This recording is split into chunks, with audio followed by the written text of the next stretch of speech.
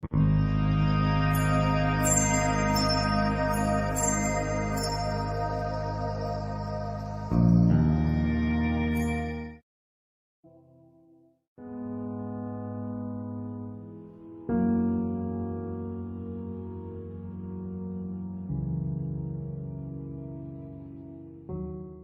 that's, this is a bit of a change of tone here, but I still very much feel this is important. And I'll probably be writing on this more in the near future, especially when, God willing, Roe v. Wade is overturned.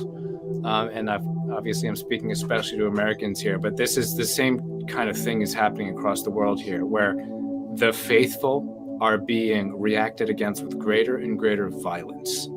And the devil especially hates the Eucharist and the Mass. And I think he is going to inspire more and more the most devoted of his own servants, the devil's own servants, to rebel violently against the sacraments and the Mass. And the call I would really issue is for men especially, and look, everyone should be ready, but especially men for obvious reasons. You need to be ready to defend the innocent and to defend the dignity of the sacraments.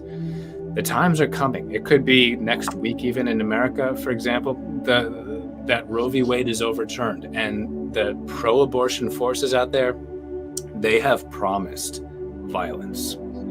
If you look up this group called Jane's Revenge, they've promised to desecrate the Eucharist, the Mass, to attack us in church even.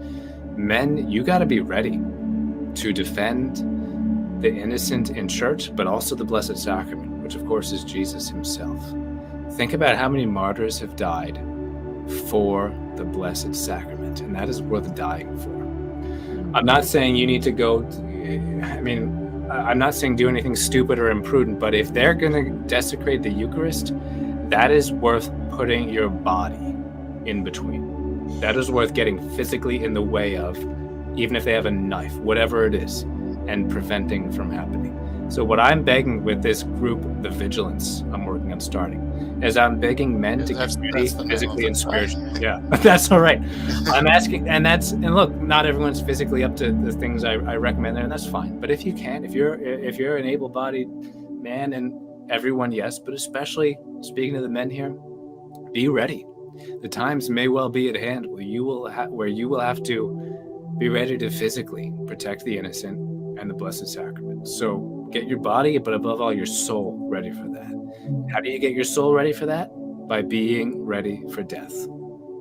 By being ready to die whenever God calls you to do that. And it's, I'm glad for another reason, I'm glad you brought that up, because when I talk a lot about the era, but don't waste